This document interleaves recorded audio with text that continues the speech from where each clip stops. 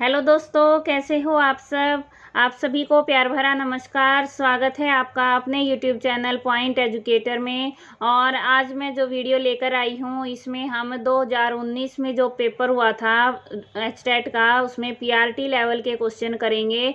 और मैंने 2018 का जो पेपर हुआ था वो जनवरी 2019 में हुआ था और दूसरा नवंबर 2019 में। तो 2019 में 2 पेपर हुए थे, 18 में पेपर नहीं हुआ। तो 18 और 19 का दोनों का मैं कंबाइन लेके आई हूँ, क्योंकि ये काफ़ी छोटे छोटे क्वेश्चन थे और आपका टाइम भी वेस्ट नहीं होगा। 30 क्वेश्चन हम एक ही वीडियो में करेंगे। अब देखो पहला क्वेश्चन क्या है, स्टार्ट करते हैं। निम्न में से प्रारब्ध का विलोम है। अब प्रारब्ध का विलोम बताना है हमें। ये क्या है, अनारब्ध। ठीक है, प्रारब्ध क्या होता है, प्रारंभ होना, आरंभ होना। अनारब्ध क्या होता है, जिसका अभी शुरुआत नहीं हुई है। फिर है, निम्न में से कौन सा शब्द लय प्रत्यय से युक्त नहीं है। अब लय प्रत्यय किस में नहीं है, तो श्यामल में श्याम प्लस लय, कुश में कुश प्लस लय, रोमल में रोम प्लस लय। आंचल है, इसमें लय प्रत्यय नहीं है। तो ऑप्शन डी हमारा राइट हो जाएगा। समझ आया।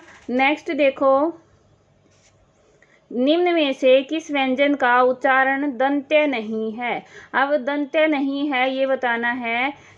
देखो तैथ है, दैत्य वर्ग है, वो किससे बोला जाता है, दंत्य से। और लय भी दंत्य से है, तो स है ये तालु से है। तो ये ऑप्शन हमारा राइट हो जाएगा। असंगत विकल्प बताइए। अब असंगत यानी ठीक नहीं है वो बताना है। तो नई प्लस थिक, ये गलत है, ये नहीं होता। निष्ठा प्लस ठक, नेस्ठिक। ठीक है, निष्ठा प्लस ठक या इक भी कह सकते हैं। फिर है वी प्लस शाद, विषाद। नी प्लस सन, निशन। और सु प्लस स्मिता, सुस्मिता। इसमें देखो स है, ये चेंज हुआ है तीनों में। तो ये अगर किसी को हिंदी बिल्कुल भी नहीं आती, संधि भूल जाते हो, तो भी देख लिया करो, कोई ना कोई 3 में समानता मिलेगी और एक अलग होगा। इन सब में देखो ये स है, ये चेंज हुआ है। हुआ तो इसमें भी है, लेकिन इसमें जो स्टार्टिंग वाला है वो भी चेंज कर दिया। ठीक है, ये है, ये भी चेंज कर दिया। तो इस तरह से आप देख लेना। आगे देखो, अव्ययी भाव समास का उदाहरण नहीं है। अब अव्ययी भाव समास का उदाहरण कौन सा नहीं है ये बताना है। द्वार, द्वार का क्या होगा, एक द्वार से दूसरे द्वार। आजकल और कुशलता पूर्वक में पूर्वक है, ये प्रत्यय हो गया। और हाथों हाथ, एक हाथ से दूसरे हाथ। तो ये तीनों क्या है, हमारे अव्ययी भाव समास हैं। और नहीं है आजकल, आजकल, आज और कल। ठीक है, इसका ये बनेगा द्वंद्व समास हो गया। नेक्स्ट है, निम्न में से किस भाववाचक संज्ञा शब्द की निर्मिति व्यक्तिवाचक संज्ञा से हुई है। अब यहाँ बताना है व्यक्तिवाचक से हुई है। अब व्यक्तिवाचक में इन सब में देखो, माता, आवश्यकता, ये किशोर से बना है। तो ऐश्वर्य है, ये व्यक्तिवाचक से बना है। ईश्वर से ऐश्वर्य, या फिर एश से बनाएं तो भी बनता है। एश, एश क्या होता है, जो भगवान शिव से संबंध रखने वाला है उसको एश कहते हैं। और इसको सर्वव्यापी भी बोलते हैं, इसलिए ऐश्वर्य है, ये व्यक्तिवाचक से बना है। क्लियर हुआ। नेक्स्ट देखो, किस शब्द में परा उपसर्ग का प्रयोग नहीं हुआ है। अब परा उपसर्ग है, ये किस में नहीं हुआ है। परा यानी पराजय, परा प्लस जय। पराश्रित, पराभव, परा प्लस भव। पराकाष्ठा, परा प्लस काष्ठा। तो जो प्राश्रित है इसमें परा नहीं है, प्र प्लस पर प्लस आश्रित। ठीक है, तो इसमें क्या है, पर है, परा नहीं है। तो ये ऑप्शन हमारा राइट हो जाएगा। नेक्स्ट देखो, वार्तनिक दृष्टि से अशुद्ध विकल्प चुनिए। धोबिन, पक्षीगण, स्वामी भक्त, अगुणी। अब अगुणी को वैसे अवगुणी भी कहते हैं, तो इसमें वही थोड़ा डाउट है। वैसे पक्षीगण है, इसमें भी कई जगह पक्षीगण ऐसे लिखा मिलता है। और कई क्वेश्चन ऐसे हैं जो एचटेट में बार बार आते हैं और उनका उत्तर कभी कुछ दे देते हैं, कभी कुछ दे देते हैं। और अगुणी है, ये भी अवगुणी होता है। लेकिन ऑप्शन जो हमारा 2 है ये सही बताया था आंसर की में। ठीक है, नेक्स्ट देखो, संधि की दृष्टि से असंगत चुनिए। अब संधि की दृष्टि से असंगत बताना है। खग प्लस ईश, खगेश। तो खग प्लस ईश में कौन सी संधि है हमारी, इसमें है ए प्लस ई, ठीक है, ये मिलके क्या बन गए ए। और ये कौन सी संधि होती है, ये गुण संधि है, गुण संधि। बाकी जो 3 ऑप्शन हैं वी प्लस अभिचार यानी ई प्लस ए यह बन गया, ई प्लस ए यह बन गया और उ प्लस ई या बन गया। तो ये क्या है, सॉरी उ प्लस ई वह बन गया। तो ये यण संधि के उदाहरण है, ये 3 हैं, ये यण संधि के उदाहरण है और ये गुण संधि का उदाहरण है। तो ये हमारा अलग है इससे। एकार्थक शब्द के अर्थ समूह की दृष्टि से कौन सा विकल्प असंगत नहीं है। अब असंगत नहीं है ये गलत आया हुआ है, यहाँ पे असंगत है आएगा, ठीक है। तो यहाँ ये को आंसर है, ये इसके हिसाब से नहीं है, क्योंकि एरावत है, इसके सभी अर्थ हैं वो सही हैं, ऋषभ के भी सही हैं और ओग के भी सही हैं। रित के सारे हैं वो सही नहीं है, सत्य होता है रित लेकिन और नहीं है ये। तो हमारा ऑप्शन ए राइट है, लेकिन यहाँ असंगत है ये बताना था, ठीक है। तो ये क्वेश्चन गलत आया हुआ है। और रित के और कौन से होते हैं, रित यानी जल, मोक्ष, सत्य, यथार्थ और वृत्ति विशेष, ये इसके अर्थ होते हैं। नेक्स्ट देखो, अशुद्ध विकल्प चुनिए जो कम बोलने वाला हो। अल्पभाषी, ठीक है, मितभाषी, अल्पभाषी। जो प्रमाण से सिद्ध न हो, परमाण्य। परमाण्य तो जो प्रमाण से सिद्ध हो जाए वो होता है, सिद्ध न हो तो अप्रमेय कहते हैं उसको, अप्रमाणित कह दें या अप्रमेय, ठीक है। फिर है जो किसी पर अभियोग लगाए, अभियोगी। वर्षा का बिल्कुल न होना, अनावृष्टि। तो ऑप्शन बी है वो हमारा राइट हो जाएगा। नेक्स्ट है किस विकल्प में अनुपसर्ग का प्रयोग हुआ है। अनुपसर्ग किस किस में है, देखो अनु प्लस अनुपुच्छ है, ठीक है। तो ये अनु प्लस एशक, उ और ए मिलके वह बन गया। अच्छा, नेक्स्ट में अन प्लस उष्ण, अन प्लस उत्सेक, अन प्लस उद्दत। तो इन तीनों में अन है, इसमें अनु है, अनु पूछा है, तो ऑप्शन ए हमारा राइट रहेगा। क्लियर। नेक्स्ट देखो, निम्न में से अतिथि शब्द का सही विलोम शब्द बताइए। अब अतिथि, अतिथि कौन होता है, मेहमान। और आतिथ्य, आतिथ्य क्या होता है, मेजबान। तो ये इसका अपोजिट हो जाएगा, ठीक है।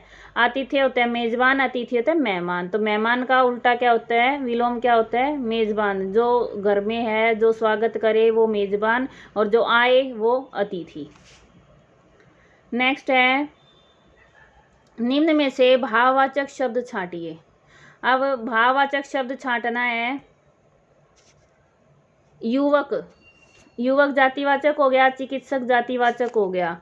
ज्ञानी है वो अगर एक व्यक्ति के लिए व्यक्तिवाचक है, वरना जातिवाचक है। किसानी है ये इसमें भाववाचक है, ठीक है। नेक्स्ट है, निम्न शब्द युग्मों में गलत अर्थ वाले विकल्प का चयन कीजिए। अगर यहाँ किसान होता तो वो होता हमारा जातिवाचक, लेकिन ये किसान नहीं है। और अगर यहाँ किसान आ जाए, युवक, चिकित्सक और किसान, तो तीनों के तीनों किस में आ जाएंगे, जातिवाचक में। फिर ज्ञानी भाववाचक में आ जाएगा, ठीक है। निम्न शब्द युग्मों में गलत अर्थ वाले विकल्प का चयन कीजिए। अब इसमें अविरोध, विरोध रहित, बिल्कुल सही है। अवरोध, रुकावट, ये भी सही है। अगध, रोगी। अगध का मतलब रोगी नहीं होता, निरोगी होता है, निरोगी, ठीक है। तो ये ऑप्शन हमारा सही हो जाएगा। अंगद का बालीपुत्र। अनंग, अनग। शरीर, अशरीर और बिना नग का। अभय और उभय, यानी उभय होता है दोनों और अभय होता है निर्भीक। नेक्स्ट है, अब ये दूसरा पेपर स्टार्ट हो गया हमारा, ठीक है। अभी तक किया था हमने ये शायद पीआरटी लेवल का, एक मिनट मैं चेक करती हूँ कौन सा है, वो 2019 का था। अब जो जनवरी 2019 में हुआ था वो अब हम करेंगे, यानी 2018 का कहा जाता है ये। एक कर्मक क्रिया वाला वाक्य। अब एक कर्मक, जिसमें एक कर्म हो वो एक कर्मक हो गया। महर्षि वेद व्यास ने जय संहिता लिखी, उसने हमें पुस्तक दी, बहन ने भाई को राखी बांधी, मैंने पिताजी को पत्र लिखा। अब चारों को पढ़ के देखोगे आपको पता चल जाएगा कि सिर्फ पहला है उसमें जय संहिता लिखी, एक ही कर्म है, तो ये हमारा राइट रहेगा। इसमें उसने हमें पुस्तक दी, हमें और पुस्तक, इसमें भाई और राखी, इसमें पिताजी और पत्र, तो इस तरह से इन सब में दो दो कर्म हैं और पहले में एक कर्म है। नेक्स्ट देखिए, गुण स्वर संधि का उदाहरण चुनिए। अब गुण स्वर संधि कौन सी है? यमुना प्लस उर्मी, आ प्लस में ऊ, दोनों मिलके बन गया ओ, ये गुण स्वर का उदाहरण है। ठीक है, ऑप्शन 1। नेक्स्ट है यावत जीवन, यावत जीवन पद में समास। अब यावत जीवन पद है ना, इसका मतलब है यावत जीवन या आजीवन, जीवन भर, तो ये क्या है? अव्ययी भाव हो गया, यावत। ठीक है, गलत संधि विच्छेद वाला विकल्प चुनिए। अब गलत संधि विच्छेद वाला विकल्प चुनना है तो क्या है? उद प्लस डयन, यही गलत है हमारा, उत आएगा यहाँ पे। ठीक है, क्योंकि रूल के मुताबिक तय होता है ना, जब वो उसमें डे और टे में चेंज होता है, तो तत् प्लस टीका ठीक है, पद प्लस अति और ये शरद प्लस उल्लास ये ठीक है, लेकिन उत प्लस डयन आएगा, उद नहीं आएगा। नेक्स्ट है मोहन 7वीं कक्षा में पहले स्थान पर रहा, रेखांकित पदों में विशेषण का भेद इंगित करें। अब इसमें है, ये है आंसर की में कई जगह दे रखा है पूर्णांक बोधक निश्चित संख्यावाचक। अब निश्चित संख्यावाचक है ये तो पक्का है, क्योंकि 7वीं कक्षा में पहले स्थान पर रहा, निश्चित है और संख्यावाचक है, और इसमें हम पूर्ण अंक है।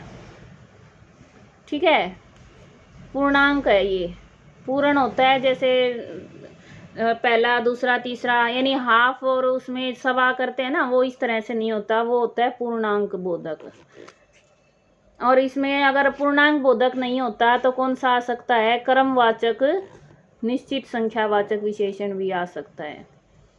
निम्न में से किस विकल्प में अपत्यवाचक प्रत्यय का प्रयोग हुआ है? अपत्यवाचक मैंने बार बार बताया सबसे इंपॉर्टेंट प्रत्यय है, जिसमें क्या बताते हैं, ये उसके यानी संतान के बारे में पता चलता है, तो दाशरथी है, ये दशरथ से बना है। ठीक है, तो ये हमारा ऑप्शन राइट हो जाएगा। ऊंचाइयां नापनी है तो पर्वतों की सैर करो, रेखांकित पद का संज्ञा भेद इंगित कीजिए। अब कौन सी संज्ञा? अब अगर अकेला ऊंचाई आता तो भाववाचक संज्ञा होती, लेकिन ऊंचाइयां नापनी है, अब ये क्या हो गया? हमारा जातिवाचक संज्ञा हो गई। नेक्स्ट है वार्तनिक दृष्टि से अशुद्ध विकल्प चुनिए। अब इसमें अशुद्ध कौन सी है? ये सीधा दिख रहा है, मनोकामना नहीं होती, मनोकामना होती है। ठीक है, योगी शिवेंद्र कुशासन पर विराजमान है, रेखांकित पद में समास है। अब कुशासन ये भी बार बार रिपीट हो रहा है, 2-3 पेपर में आ चुका है। कुशासन यानी बुरा शासन, तो कर्मधारय समास है ये। ठीक है, अशुद्ध विलोम युग्म है, अशुद्ध विलोम युग्म बताना है। संश्लेषण विश्लेषण सही है, सलील अश्लील सही है, सटीक उल्टा, और सब ससीम असीम, ससीम होता है सीमा सहित, असीम होता है सीमा रहित, ये तीनों सही हैं। लेकिन सटीक उल्टा, उल्टा का विपरीत होता है पतिव्रता, इसलिए ये ऑप्शन हमारा गलत है। विशेषण से निर्मित भाववाचक संज्ञा पद नहीं है। अब कौन सा विशेषण से नहीं बना? अब विशेषण से कौन सा नहीं बना? देखो, आत्मीय आत्मीयता, आत्मा से बन गया आत्मीयता। ठीक है, या आत्मीय, निपुण से नैपुण्य, और सरल से सारल्य, लेकिन धैर्यवत्ता किसे है? धैर्यवान से, तो ये भाववाचक संज्ञा से नहीं बना है। क्लियर हुआ? नेक्स्ट देखो, उत्कोच शब्द का सही अर्थ। उत्कोच, कोच होती है घूस, रिश्वत। ठीक है, और इसका मतलब क्या है? घूस लेने वाला। निम्न में से किस विकल्प में अविकारी पद नहीं है? अविकारी, जिसमें विकार उत्पन्न नहीं होता। तो ये समुंद, सूचक, समुच्चय, बोधक, क्रिया, विशेषण, तीनों के तीनों अविकारी हैं, लेकिन सर्वनाम है वो विकारी है। संज्ञा, सर्वनाम, विशेषण, क्रिया, ये क्या होते हैं? विकारी पद होते हैं। यह समस्या मैं आप ही हल कर लूंगा। इसमें सर्वनाम आप ही यानी निजवाचक, ठीक है, ये तो गलत नहीं होगा, इजी सा है। किस शब्द में अ उपसर्ग का प्रयोग नहीं हुआ है? अब अ उपसर्ग किस में नहीं हुआ है? वो है अवधि। ये भी मैंने कल भी करवाया था। एक वर्ड है अवधि, छोटी की मात्रा, और एक है बड़ी की मात्रा। तो इसमें तो अव है, इसमें नहीं है। ये भाषा है अवधि, ठीक है। तो इस तरह से हमने कितने कर लिए? 30 क्वेश्चन कर लिए हैं कंप्लीट। किसी को कोई डाउट है तो आप कमेंट में बता सकते हैं। और भाई बता देती हूँ, 1-2 क्वेश्चन ऐसे भी होते हैं जिनमें आंसर कुछ होता है और वो किसी बुक में कुछ दिया होता है, किसी में कुछ। तो 1-2 क्वेश्चन को छोड़ के बाकी मैं कोशिश यही करती हूँ कि आपको सही जानकारी दी जाए, ठीक है। मिलते हैं नेक्स्ट वीडियो में, और तब तक के लिए थैंक्स फॉर वॉचिंग। आपका दिन शुभ हो। धन्यवाद।